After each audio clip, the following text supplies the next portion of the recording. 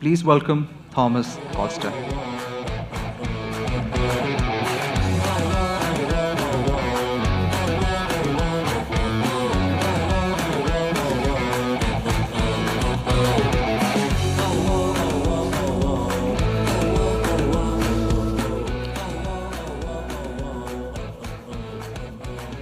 Salam, kaise ho? Yeah? Good. Thanks, Abdullah. I think we're at country 81 right now. So it's my first time in Pakistan. And yeah, I know. Have you been to Denmark yet? I'm from Denmark. First time in Pakistan. There's one guy there. Good.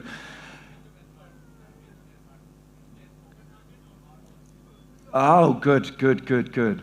So as Abdullah said, he almost took away half the speech for me, right? Because there wasn't a lot of show of hands here today in terms of purpose, product, etc. I've been in this game for more than 2 decades right now, and it seems like the longer time I'm in advertising, we forget the stuff that really matters. I mean, honestly, when I started out in advertising, it was like radio, print, TV. So we were paying, for an ad to get people to say something nice about our brand. I think today we're almost using mobster tactics, so we're actually paying people to say something nice about our brand. That's a pretty crazy time we're in, right? So I'm going to talk a lot about purpose, and it's not an easy subject. Purpose is a little bit like Pokemon. Everybody is searching for it, but nobody really knows why. So hopefully, I can give you a little bit taster to why that is. I also really want to thank you for making me feel welcome here in Pakistan. Because when I arrived yesterday, it was rain, sun, rain, sun. So it's exactly like Copenhagen. So thank you so much for that. So where are we at right now in the world of advertising and marketing? I think it kind of looks a little bit like this. With this little goldfish that's sort of stuck in the bowl, it's short-term thinking, chasing sales goals, talking about all these things around automation, influencer marketing, all these things that, yes, short-term might deliver some value, but the thing that got me into the business was building value in the long term, building brands in the long term. And it seemed increasingly difficult, to be honest. And why is that?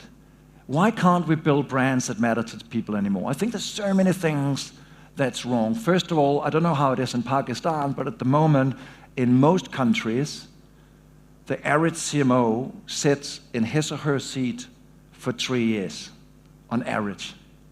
I don't know what the number is here. It's terrifying, right? Because what happens every time there's a new CMO? Let's do a brand refresh, new agency, all these things. So I think we're sort of stuck in this short-term thinking, and it's so difficult to come out of. So the organizing team gave me one very simple brief. They said, Thomas, don't come to Pakistan with your Western mentality and think that these people in the room aren't brilliant marketeers. That was the brief, okay? So hopefully I can still leave you with something to go home with. So one thing we're going to do now as a little test is what actually is effective advertising? What is the ingredient in effective advertising?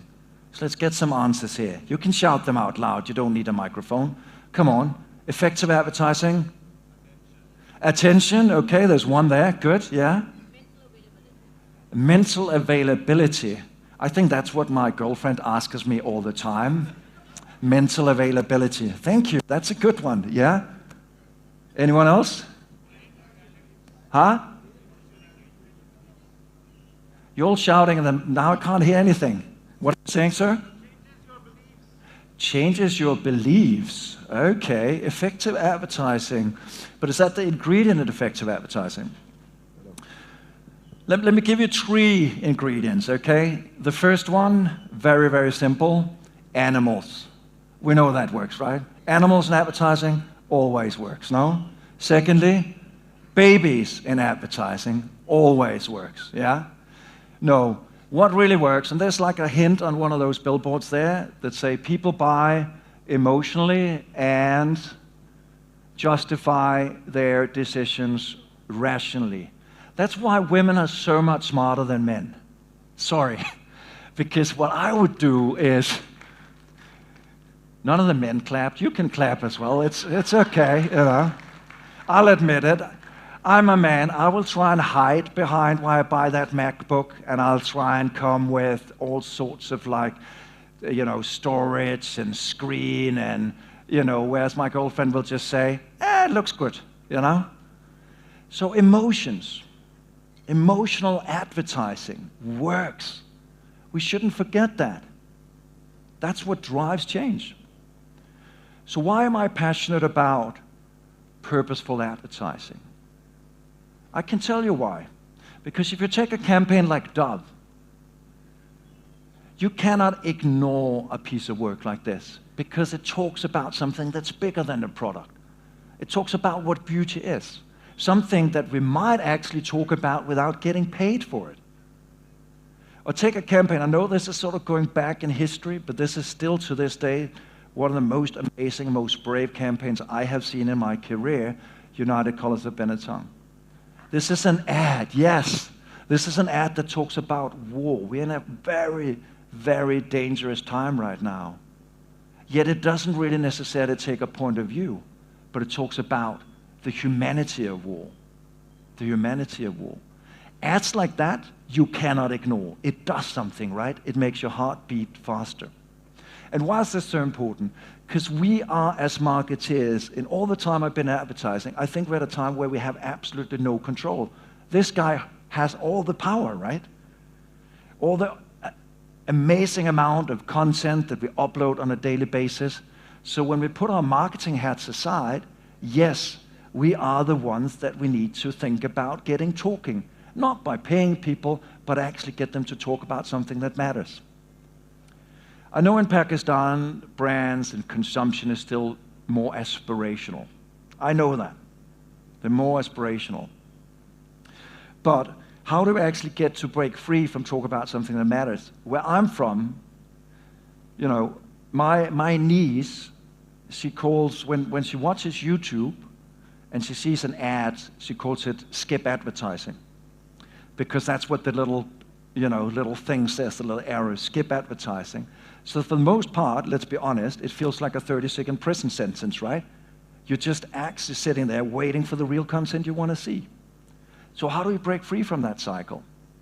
Because let's be honest about it, not a lot of us are sitting around this table and talking about the sucking power of a hygiene pad. It's not going to keep the conversation at this table going for very long, is it? So we need to talk about something that really and truly matters to people.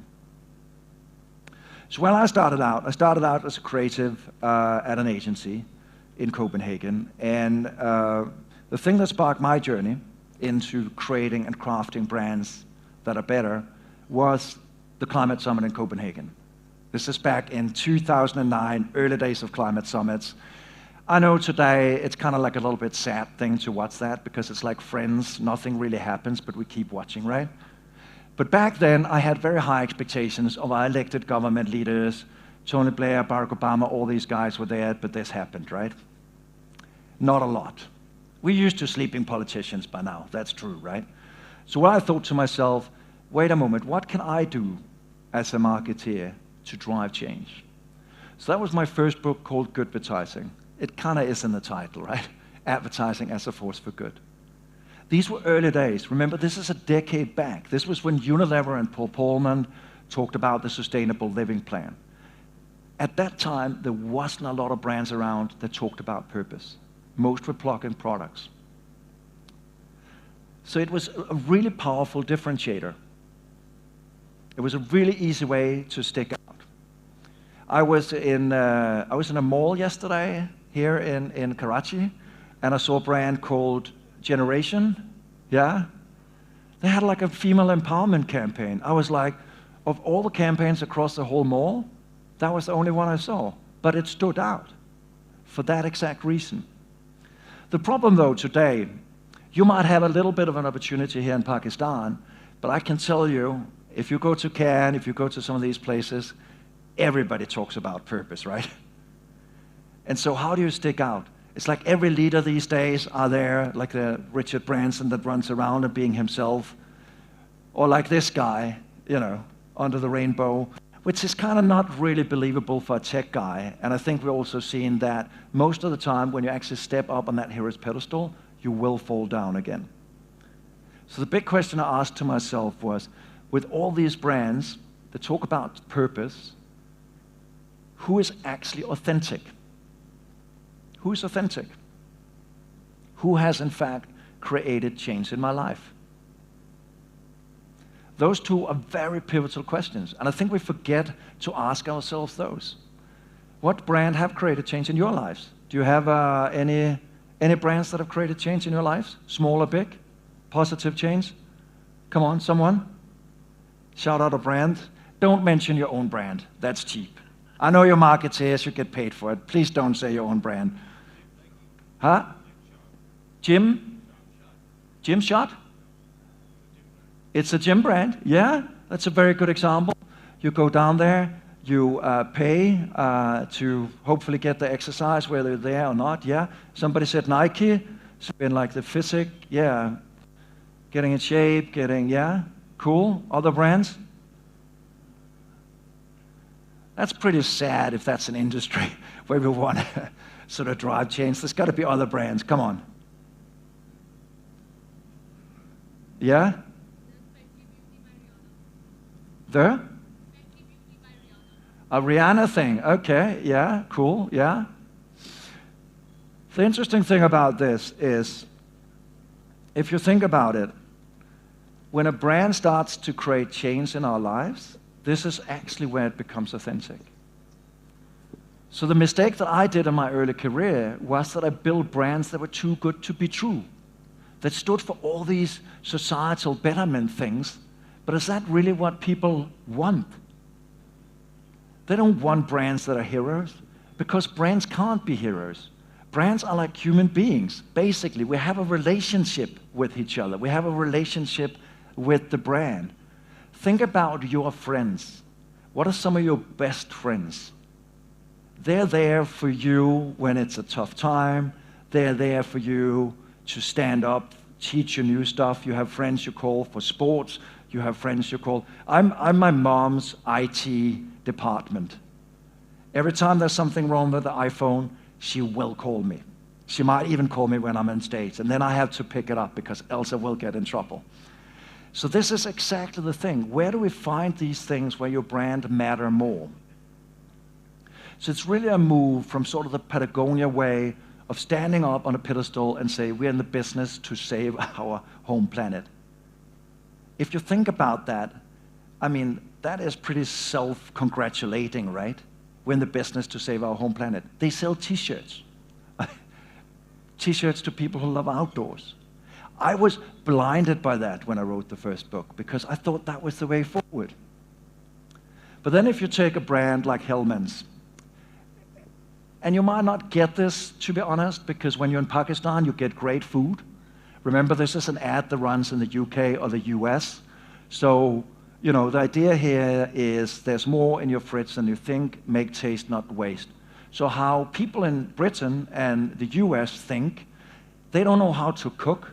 So if they open the fridge and look at something, they put mayonnaise on it, and then they can eat it. That's the inside. I know you guys know better, right? Pakistani food is great. But they play a transformative role, right? They teach people how to combat food waste. So what I've always been fascinated about is behavior change. How do we change people's behaviors? Because when you change a behavior, you change a mindset. You anchor that change in people's minds. So I created a new model for building brands. And that model was inspired by psychotherapy and coaching, because those disciplines are goal-oriented. So a lot of you have probably heard that Simon Sinek, why are you in the business of doing what you do? Like the brand had to sit on a bench and be philosophical about it. In this journey, I think we forgot that the why we really need to find is who we can help people become. It's about making people healthier, happier, more inspired. It's like a Nike that pushes people towards running further, beating themselves. Those are inherently, and the interesting thing is, the brands that are most valuable. Those are the brands that are the most valuable because they drive change. I don't know if you do you do New Year's resolutions in Pakistan? New Year's resolutions? Every New Year you're like, yeah, I could probably change this thing. Yeah? There's at least one knot there, yeah? Yeah, exactly. It only lasted. You've done well with a month. Mine is 2nd of Jan, it's already gone. I live in Copenhagen. If I say I want to go run more, I open the door and like, nah, it's not going to happen. So, okay, we're going to do a little bit of an experiment just to get to know each other a little bit better. So what I want you to do, think about, so I'm helping you out here. I mean, we're a couple of months away from January, right? So what is the one thing you want to change, okay? And then you're going to shout that out in the room when I count down, okay? Yeah? Okay. 3, 2, 1. Oh, I heard people in Pakistan are the best people in the world, but I didn't know you were that great. There's only 2 people who have something they want to change. Well done, and I can see why. It's okay. Let's try again. 3, 2, 1. Good. Think, just for a moment, think about all those small changes, all those things that people aspire towards changing. Business was built on that initially. Businesses was built on that, and then they forgot that, and it got diluted along the way. So every category has some of that stuff. You can either be like a Nike guy. I thought I was a Nike runner, but I found out I was not. Because the thing about me, when I go run, I run to relax, to get my mind off all these things. It's not to beat my own time. So I'm actually more of a Puma runner. So think about all the different roles that your brand can be playing. So it's really about moving away from your brand being a hero in the narrative to making all of us the heroes in the narrative and thinking about how we can push people towards that change. And it's an evolution. And I'm not saying that Pakistan is necessarily here. If we think about it, I promise you it's more or less the only sort of marketing school slide today. But, you know, when I grew up in advertising, it was about functional benefits, emotional benefits. Then, when my first book came out, Good Advertising, it was about the social, the difference. If it was a car brand, it might be like a Prius. You're driving a Prius. It was differentiated on sort of my mental performance. But in a world that is so competitive, where everybody claims to have a why and a purpose, what really matters is who you can help people become. Only then it becomes authentic. When Nike pushed me towards that run on a rainy day in Copenhagen, I've seen the change. It's not empty words. It's not empty promises. So think about how you can become a transformative brand and what transformative brands you actually know. The interesting thing is, as I said earlier with Nike, if you look at the list of some of the most valuable brands in the world, those brands are in essence transformative. And Apple, inspiring creativity. I don't know if you know Lego. It's from my neck of the woods. Again, inspires creativity. When you're a parent, you don't feel bad about giving your kids Lego, right? As a parent, you feel good. And you see the kids are playing, they're having fun. All these things matter. So let me give you one example of a company that does this. It's from South Africa. It's called Discovery. I don't know if you have Discovery here in Pakistan, to be honest, but it's across quite a few markets. Discovery has a very interesting promise. So they don't talk about, we want to be the best healthcare provider in South Africa. They talk about incentivizing people to live healthier. So think about how that is helping both internally and externally, incentivizing people to live healthier. And they have an amazing program called Vitality. So what Vitality does is, it's like a reward program, but let's say that you actually go to that gym a month after, you get rewarded. If you buy fruits and vegetables, you get rewarded. So they help you on that journey towards living healthier. And what I quite often see with brands that sort of beat the purpose drum is that it becomes a two-headed purpose monster, because one head says profit, profit, profit, and the other one says, let's be nice. What Discovery has done so well, those two are integrated. So when they get their customers to be healthier, it's a more profitable business. They have to pay out less in premiums. And the interesting thing as well is that when you encourage people to do something, when you got their back, there's a higher chance that they actually follow through. They might buy your product, they might buy your service. It's so interesting. They did a survey, not by asking people, because let's be honest, every time you ask people about something, we always share the most ideal version of ourselves, right? Let's be honest. But what they did was they tracked through the little health app in the Apple phone, they saw how much people were exercising. And they saw the people who were part of the Vitality program exercised 5 days more per month than those who didn't. So it does drive change, which I think is quite fascinating. So there are other ways as well.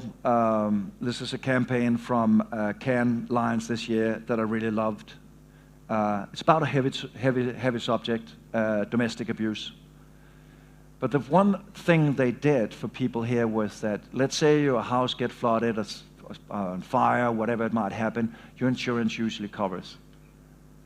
But let's say that for whatever reasons, you're in an abusive home and you want to move out, your insurance doesn't cover. And that's exactly what they did here.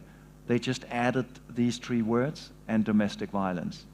That's a way as an insurance company of having people's back, and quite cleverly targeting a specific group, women. If you're in the sort of considering what insurance to buy, why not consider this one in a market where insurances are pretty much the same? So let's talk IKEA here for a moment. We all know what IKEA is famous for, right? Huh? Breaking up couples. It's true. You cannot go into an IKEA Mega Mall without getting into an argument. It's guaranteed.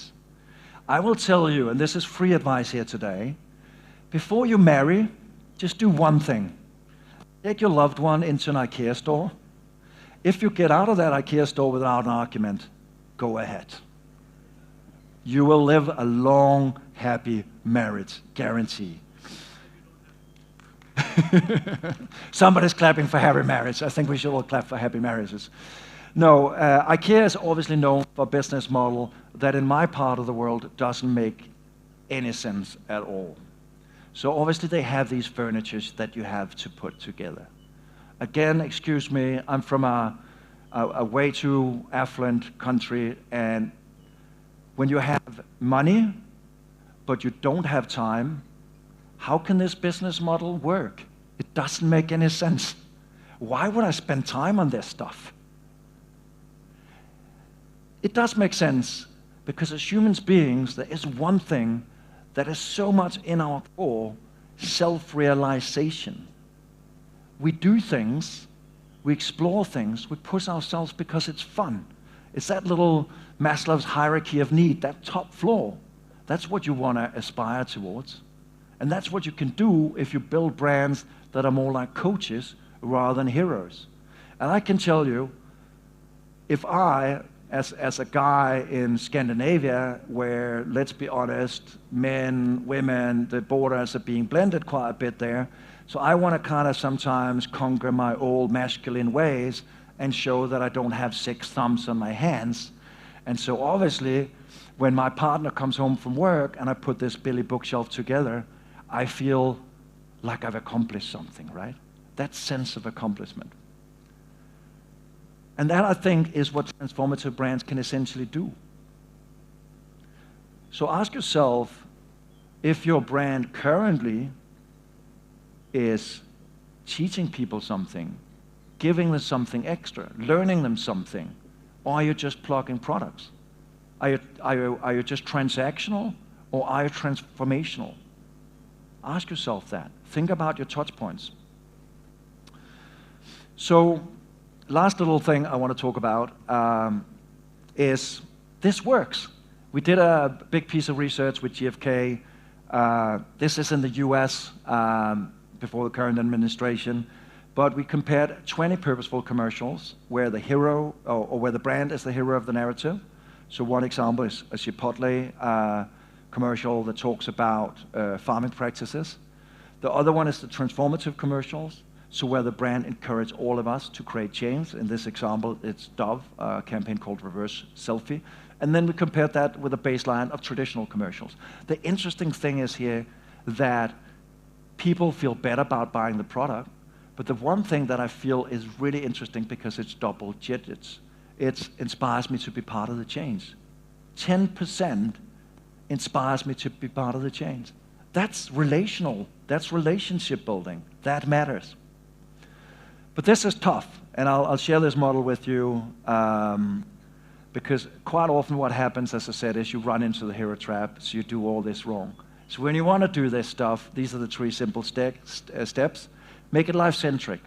This is not about sustainability or purpose. This is about things that matters in people's lives. Figure out what matters in people's lives. Secondly, what are the benefits? In this space, price, convenience, quality are still the drivers. How can you translate into that? How can you translate these complicated things into something that delivers that? And action, when and where. Ask yourself, when and where am I most likely to act? It might be in the packaging. You might not need to run a big advertising campaign. So let me show you 2 examples of this, and do take a photo, and you can actually get the whole slide deck as well, so you have all these models that I shared here today. But 2 quick campaigns to share with you. This one, I know it's an old one from Persil, that talks about dirt is good. For those of you who have children, and you get the, yesterday when there was the terrestrial rain, there's nothing more fun as a kid to run around and splash in puddles, right? And there's 2 kinds of parents. They'll be like, no way. And there's the parents like, yeah, go ahead. But in this case, children now spend less time outdoors than a prison inmate. I don't know if some of you have seen this commercial. It's heartbreaking. They interview real prisoners, and they talk about what would happen if they cut down on their time outside the jail cell. It's astonishing. Again, it's super emotional. It's something that you cannot ignore. So super life-centric. As a parent, you're like, are my kids spending too much time inside? On their phones, on their PlayStations, and all their gadgets? Maybe it's about time I get them out a little bit, right? The second one, as I said, when is the right time and place? And now I know I come with a bit of a Western mindset, because in my part of the world, there's something that's called food waste. At least in Pakistan, you solve that with having a doggy bag that you can give to somebody else if you don't want to finish it, right? But in my neck of the woods, people don't know. Partly it's because people don't know how to cook, I think. Food waste is just lack of imagination. You open the fridge and you don't know how to cook it. But in this instance, I really love this very, very, very simple campaign. So you can have, which is very, very common among retailers, where they go out and say, we're fighting food waste. This is really clever. So this is a little sticker. So bananas, let's take the banana as an example. If it's too green, most people might not know what to do with it. Or if it's so brown, so it's almost like escaping the food bowl, a lot of people would be throwing it out. What I like to do is I like to make pancakes of it. Just mash it up on the frying pan. You got lovely pancakes. But this little thing, again, educating people. So think about if you, from a retailer, gets the message, we're fighting food waste, versus this message that actually helping you combat food waste. This is exactly the difference I want to aim at here today. So, sustainability, it's a terrible word, but it is truly emotional dynamite. I mean, basically it's just because we are bad at telling these stories. I mean, it's stories about life and death. I have from a distance watched a lot of the horrific stuff that has happened with flash floodings, etc. in this country. These are major stories. These are stories that should be the easiest stories to tell ever. Life or death, it's easy. It should be easy, right? And the interesting thing is it drives impact. We just released this in May together with Walk and Cannes Lions. So this is probably the most substantial study that I'm going to share with you that anybody has done on purpose. So If you need ammunition in your next meeting, do take a photo of this slide. So what we looked at was, we looked at the world's, I don't know, you have the FEs here as well, so the FEs are part of this research. So we looked at 100 most effective pieces of commercial work across the planet over 10 years. Out of those 100 pieces of work, and this is interesting, from 2013 to 2023, more or less 30%, 3 out of 10 campaigns talk about social issues, environmental issues. So this is an effectiveness driver. It's simply an effectiveness driver. Yes, social issues seem to be dominating more than environmental issues, but I think it's because our industry are not as good as telling those environmental stories. And yes, this is not about being lazy. There's no easy wins in this, saying, yeah, I'm doing this for people and planet. It is hard work. And it demands one other thing. So we talked about authenticity, we talked about transformation, consistency. That is the one key thing out of the study that I just showed you before. Consistency. Dove consistently doing what they do. Corona consistently doing what they do. Very few brands commit to that over the long term, and they fail. The last little thing that I think is so important in advertising is we need to be bold. Creativity is a driver of change. If you look at challenger brands, I don't know if there's anybody from PepsiCo or Coca-Cola here today, but everybody always talks about liquid death. You've heard about liquid death, right? Yeah? Yeah. I'm always like, you go into a Coca-Cola meeting or PepsiCo meeting, and they're like, yeah, we want to be like liquid death. I'm like, you're never going to be like liquid death because you're not brave enough. Why are we talking about it? Your problem is not that you don't have the greatest agencies in the world to deliver that, but you're not brave enough to buy it. Why are we talking about it? So bravery is the one thing. I sat down with John Schoolcraft, who was the global CMO of Oatly until recently. He just stepped down last month at Advertising Week in Europe.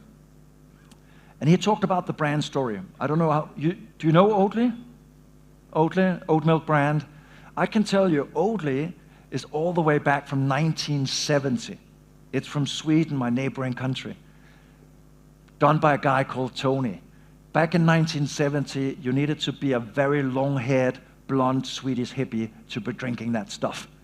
Nobody would be drinking it. Those people lived out in the woods and drank their oat milk. I don't know if you can see Oatly here. Yeah? It's a little bit tough. It's up there with the hand, and it's hidden there on the packaging. It looked like this. This was before John came. And John thought, how do we energize a brand? What do we do? So he found a purpose. He found a meaningful difference to play in people's lives. And with bravery, he challenged everybody else in the industry. Milk made for humans, things like these. This is what build brands. And he talks about one very clear thing: kill the marketing department. I know it's a very controversial statement, but what he means by that is, as I said in my opening, we're too focused on the tools and the processes, so we forget what really matters. Think about your day today. How much time do you spend on tools and processes rather than actually thinking about how your brand can matter to people, how you create that next standout campaign? That's why we are where we are. And it's sad. And what happens with that stuff when we don't have bravery? I had United Colors of Benetton earlier, right? United Colors of Benetton today, they don't even dare to see their marketing in their eyes anymore. They become completely a toothless tiger. Is it a Gap? Is it a Zara? Is it an H&M? I don't know what they stand for. They completely forgot their roots. And I know Body Shop. I saw Body Shop yesterday in the mall, and I was actually surprised, because Body Shop was one of the brands I had in my first book, Good Advertising, and in most of the world, they're bankrupt. And why is that? So in most of the world, they're bankrupt because they didn't follow the times. In most places in the UK, US, etc. There's so many other brands that pitch themselves on ethical, natural, etc. So they forgot to push. They became too product-centric. You couldn't tell the difference. I'm sure, I hope there's somebody from Body Shop here today in Pakistan, I'm sure it's probably going to go fine for a couple of years here as well, until those emerging brands come in. So again, consistency, consistency, consistency. So I'm not saying that any of this is easy. Creating change is difficult. And as marketeers, it's difficult. So I thought in the beginning of my journey with good advertising that if you wanted to change the world, or the planet, all that stuff, that was the mission you needed to take on. But I think we need to be much more humble about the small changes. So I don't know if any of you have tried to quit smoking ever. Any smokers in the house? Yeah, there's some people nodding, yeah. That's a tough one to beat, right? I mean, your loved ones can tell you to beat the cigarettes. Your doctor can definitely tell you, 7, 10 years off your life might be a good idea. I don't know if you're in Pakistan, you have these pictures of cancer-ridden lungs or ugly teeth, and yeah. You know how ineffective that is? Because people avoid the campaign and they keep smoking. It's the same with climate change campaigns. The world is going under. You're like, what am I going to do? I'm going to take my SUV down to the gas station, right? Can't do anything about it. So the only one who can create that change is in fact you. So think if you want to change the world, it really begins with yourself. So I had 4 messages for you here today. The first one is obviously that, great leadership is judged by the change that you can enable in other people's lives. And that very well goes for the work environment as well. Some of the best creative directors that pushed me to be more creative. You as a brand can do that if you dare to do that. If you dare to push people. If you dare to be a Nike or an Apple. So don't be a hero, turn people into the heroes. Authenticity, consistency, make it life-centric, and think about the exact right time and place you can do this stuff. And lastly, be bold. And that is probably one of the very hardest things to do in advertising, but I think it's probably one of the things that are most needed right now. We need bold leaders. I'm so pleased to be joining you in Pakistan. I do believe in that you can be those next bold leaders. So thank you so much for listening to what I had to say.